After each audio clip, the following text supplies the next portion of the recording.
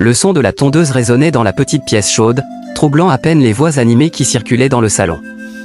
Kofi, concentré, faisait glisser la machine avec précision sur le crâne d'un jeune garçon assis devant lui. La sueur perlait sur son front, mais il ne ralentissait pas. « Bouge pas trop, petit frère. Tu veux que je te laisse une île au milieu du crâne ou quoi » lâcha-t-il avec un sourire discret. Le garçon rit, détendu malgré la lame qui rasait ses tempes. « Vieux père, je te fais confiance, mais fais doucement avec ma ligne, hein. Je dois voir une go ce soir. » Kofi secoua la tête. Ces jeunes-là, toujours à courir après les filles avec leurs poches vides. Toi tu veux impressionner une fille, mais tu me donnes 500 francs ? Tu crois que l'amour, là, c'est gratuit ou bien ? Les autres dans le salon éclatèrent de rire. Un vieux ventilateur tournait péniblement au plafond, faisant claquer les sachets accrochés à un fil. L'ambiance était simple, vivante, comme tous les après-midi dans ce quartier. Un autre client, plus âgé, qui attendait son tour, s'avança un peu. « Kofi, toi tu as vu le gars aux lunettes là, hein ? Celui qui vient ici avec une nouvelle voiture chaque 2 semaines ?» Kofi ralentit sa main. Il savait de qui il parlait. « Il vient encore demain. Il m'a appelé. » Toujours calme, toujours propre. Mais son nom complet, même moi je ne le connais pas. Et tu ne lui as jamais demandé ce qu'il fait dans la vie ? Kofi haussa les épaules. Il avait pensé à poser la question, plusieurs fois, mais quelque chose chez cet homme l'en empêchait. Y a des gens, quand tu les regardes, tu sens qu'il faut pas poser certaines questions. Comme s'ils sont ailleurs. Peut-être qu'il est dans les choses, tu sais de quoi je parle. Ces histoires où tu gagnes vite mais tu dors peu. Kofi ne répondit pas tout de suite. Il posa la tondeuse, essuya son front avec une serviette et dit, plus calmement, « Je sais pas. Mais des fois, quand il quitte ici, je ressens un vide. » Comme s'il avait laissé un nuage derrière lui. À peine avait-il terminé sa phrase que la porte s'ouvrit doucement. L'homme entra. Vêtu de blanc, lunettes noires, parfum discret mais envahissant. Il avait ce calme étrange, comme s'il contrôlait tout, sans jamais élever la voix. « Bonjour les gars, dit-il, sans forcer, comme s'il parlait à une pièce entière et non à des individus. » Kofi se redressa aussitôt, effaçant la fatigue de son visage. « Oui patron, installez-vous. La chaise vous attend. » L'homme s'assit sans un mot de plus. Il croisa les jambes, posa ses lunettes sur le comptoir et laissa son regard se promener dans la pièce. Les autres dans le salon, soudain silencieux, se contentèrent d'observer. Pas un mot. Pas une blague. C'était comme si sa présence avait changé l'air dans la pièce. L'homme s'était installé, les bras posés sur la coudoir, le regard droit devant lui. Kofi s'était approché, cape blanche à la main, et l'avait placée avec soin autour de son cou. Il connaissait les habitudes de cet homme. Il ne parlait jamais beaucoup, mais il écoutait tout. Et Kofi, même s'il en avait envie, n'osait pas trop lancer des conversations profondes. Ce jour-là pourtant, il avait décidé. Il allait essayer, doucement, sans forcer. « Patron, la dernière fois, c'était une Prado. Aujourd'hui, c'est une Benz noire que j'ai vue garée dehors. Vraiment ? Dieu vous donne fort, hein ?» L'homme eut un sourire léger. Pas de vanité, juste un petit relâchement au coin des lèvres. « Dieu donne à ceux qui savent où chercher », répondit-il calmement. Kofi s'arrêta une seconde, feignant de régler la tondeuse. Il répéta intérieurement cette phrase, « savoir où chercher ». Ce n'était pas une réponse normale. Pas une réponse de comptable, ni de fonctionnaire. Pas même d'homme d'affaires. « Moi aussi je cherche, patron, mais je sais pas encore si je cherche au bon endroit, » dit-il, mi-sérieux, mi-souriant. L'homme regarda Kofi dans le miroir, un regard profond, presque pénétrant. Il ne répondit pas tout de suite. Il regarda autour de lui. Les autres clients faisaient semblant de ne pas écouter, mais l'attention dans leurs yeux trahissait leur curiosité. « Le bon endroit, ça dépend de ce que tu es prêt à laisser derrière toi, » dit-il, doucement, presque en chuchotant. Kofi fronça les sourcils. La tondeuse ralentit. « Comment ça, laisser ? Tout a un prix. Même ce que tu ne vois pas. Ce que tu veux, là, ce confort, cette liberté, tu peux l'avoir. Mais faut savoir ce que tu es prêt à donner. » Silence. Kofi fixa un instant la nuque de l'homme. Il sentait qu'il avait ouvert une porte. Une toute petite. Et qu'il ne fallait pas la refermer trop vite. « Moi je suis prêt à travailler dur, patron. Je me lève tôt, je dors tard. Mais ça ne suffit pas. J'ai 2 enfants, une femme, une mère malade. Je veux pas vivre petit toute ma vie. » L'homme fit un léger hochement de tête, comme s'il reconnaissait ces mots. Comme s'il les avait lui-même prononcés, autrefois, dans un autre temps. Tu travailles bien, Kofi. Tu respectes ton outil. C'est déjà rare. Mais parfois, l'effort ne suffit pas. Il se redressa légèrement. Je vais te poser une question. Si un homme vient te dire qu'il peut changer ta vie, mais qu'en retour, certaines choses en toi vont changer aussi, tu dirais oui? Kofi ne sut quoi répondre. Il sentit son cœur battre plus vite. Il y avait une tension nouvelle dans l'air. Les autres clients ne parlaient plus. Même le ventilateur semblait s'être arrêté. Moi, je sais pas. Peut-être. Si c'est pour mes enfants, peut-être. L'homme se leva. La coupe était à peine commencée. Termine-moi ça vite, je suis pressé. Mais réfléchis bien à ce que tu viens de dire. Peut-être que je vais revenir une fois encore, peut-être que je ne reviendrai plus jamais. Kofi acquiesça. Il termina la coupe rapidement, mais proprement. Comme toujours, quand l'homme se leva, il posa un billet de 10 000 francs sur le comptoir, puis sortit sans un mot de plus. Juste avant de franchir la porte, il se retourna, fixa Kofi avec calme et ajouta « Si tu veux savoir, vraiment, pose la bonne question, la prochaine fois. » Et il disparut. Après sa sortie, le silence dans le salon fut pesant. Les clients ne savaient pas s'ils devaient rire ou se taire. « Kofi, ce gars-là est bizarre, hein ?» dit l'un. Kofi ne répondit pas. Il était déjà ailleurs. Sa main serrait le billet de 10 000. Il n'arrivait pas à le poser. Comme s'il pesait plus que de l'argent. Tout l'après-midi, il coupa d'autres têtes. Mais il n'était plus vraiment là. Son esprit tournait autour des paroles de cet homme.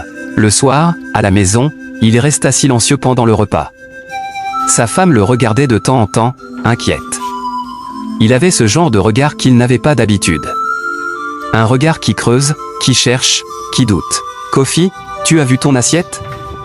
Tu ne manges même pas. » « Non, c'est bon, j'ai juste un peu fatigué. » Mais c'était plus que de la fatigue. C'était une décision qui se préparait. 3 jours s'étaient écoulés depuis la visite du mystérieux client. 3 jours durant lesquels Kofi ne pensait qu'à lui. Chaque matin, il ouvrait son salon comme d'habitude, saluait les clients, coupait les cheveux, mais son esprit était ailleurs.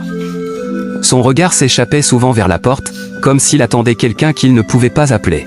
Et puis, un jeudi après-midi, sous un soleil paresseux, l'homme était revenu. Pas avec la même voiture. Cette fois-ci, c'était un modèle plus discret. Mais lui, toujours pareil. Impeccable, calme, lunettes sombres, comme un personnage sorti d'un autre monde. Il n'avait pas eu besoin de parler. Kofi avait tout de suite compris, et l'avait invité à s'asseoir. Ce jour-là, il n'y avait qu'un seul client en attente. Un jeune garçon, qui, voyant l'ambiance dans la pièce, s'était levé et avait dit qu'il reviendrait plus tard. Une fois seul, le silence avait pris possession du salon. Kofi alluma sa tondeuse, mais il la coupa presque aussitôt. « Patron, la dernière fois, vous m'avez dit de poser la bonne question. Aujourd'hui, j'ai réfléchi. Je veux savoir. Je veux vraiment savoir. » L'homme tourna lentement la tête vers lui. Il ne répondit pas tout de suite. Il semblait peser chaque mot, chaque intention. « Et quelle est cette bonne question ?» Kofi déglutit, posa la tondeuse, et parla franchement. « Dites-moi, qu'est-ce que vous faites? Comment vous avez fait pour vivre comme vous vivez? Qu'est-ce qu'il faut que je fasse, moi aussi ?» Un long silence. Puis l'homme hocha la tête, lentement. « Voilà. Là tu es prêt à entendre certaines choses. Mais je ne vais pas parler ici. Ce genre de choses ne se disent pas sous une ampoule cassée et un miroir fendu. » Il se leva, remit ses lunettes. « Demain soir. 21h je passe te prendre ici. Prépare-toi proprement. Pas avec tes chaussures de tous les jours. Pas avec ce regard de peur. Et on va où? Là où tu verras ce que tu veux voir. Et ce que tu n'es peut-être pas prêt à voir. » Et il s'en alla, laissant dans l'air une tension qui semblait étouffer les murs. Claquette minute 14 à 16, le rendez-vous. Le lendemain, Kofi était prêt bien avant l'heure. Il avait mis sa meilleure chemise, repassé son pantalon 3 fois. Il avait ciré ses chaussures comme s'il allait à un mariage. Il avait dit à sa femme qu'il allait rencontrer un vieil ami. À sa mère, il avait menti en disant qu'un client voulait lui proposer un salon plus grand. Ses enfants dormaient déjà. Et dans son cœur, un mélange d'excitation et d'angoisse l'envahissait. À 21h tapante, un klaxon discret résonna devant la porte. Kofi sortit, ferma la grille à double tour. L'homme était là, au volant. Pas un mot. Juste un hochement de tête. Ils roulèrent dans le silence. Les lumières du quartier s'effaçaient peu à peu, laissant place à des rues plus sombres, plus profondes. Ils quittèrent les grandes avenues pour s'enfoncer dans des coins que Kofi n'avait jamais vus. Des zones calmes, mais qui respiraient quelque chose de différent. Ils finirent par arriver devant un bâtiment presque abandonné, sans enseigne, sans bruit. Mais quand l'homme descendit et ouvrit la porte arrière, un vigile surgit de l'ombre et ouvrit une grande grille métallique. À l'intérieur, c'était un autre monde. Un maquis, mais pas comme ceux que Kofi connaissait. Là, tout brillait, des bouteilles chères, des jeunes en habits de marque, des filles qui dansaient comme possédées, et surtout, de l'argent qui volait. Littéralement. Des billets lancés en l'air comme si ce n'était rien. Des jeunes, certains à peine majeurs, qui buvaient du champagne sans compter. Kofi restait figé, perdu. L'homme lui tendit une bière, puis s'installa à une table VIP. « Regarde bien, Kofi. Ce que tu vois là, ce n'est pas le fruit du hasard. Chacun ici a fait un choix. Et toi, tu es sur le point d'en faire un. » La première nuit, ils passèrent plusieurs heures là. Kofi n'osa pas boire plus d'une bouteille. Il regardait, écoutait, observait. Les visages, les rires, les yeux fatigués malgré les sourires. Vers 2 heures du matin, ils quittèrent le maquis. Dans la voiture, le silence était lourd. « Tu ne vas pas dormir cette nuit. Je le sais. Ce que tu as vu va tourner dans ta tête. Mais demain matin, si tu veux, on parle. Et si je veux plus que parler ?» L'homme tourna lentement la tête. « Alors je vais te montrer. » Kofi n'avait pas dormi. Pas une seule minute. Allongé dans son lit, les yeux grands ouverts, il revoyait les visages du maquis, les regards perdus derrière les lunettes noires, les rires forcés, les billets froissés, les filles qui dansaient comme si elles étaient là sans être là. Il entendait encore les mots de l'homme. Chacun ici a fait un choix. Et il se demandait, est-ce que je suis déjà en train de choisir, moi aussi? Le matin, il se leva avant l'aube. Il marcha dans la cour, l'air froid lui caressant le visage. Sa femme dormait encore. Sa mère aussi. Il regarda un instant ses 2 enfants par la fenêtre. Ils dormaient profondément, innocents, libres. Vers 8 heures, comme promis, il se rendit chez l'homme. Il ne savait pas exactement où il habitait, mais l'homme lui avait envoyé un point GPS simple, un petit immeuble, discret, bien gardé. Quand il frappa à la porte, ce fut l'homme en personne qui ouvrit. Pas de luxe affiché. Un appartement sobre, propre, rangé. Mais l'ambiance, elle, était différente. On sentait un silence lourd, comme si les murs eux-mêmes avaient entendu des choses qui n'étaient pas pour tout le monde. Ils s'installèrent dans le salon.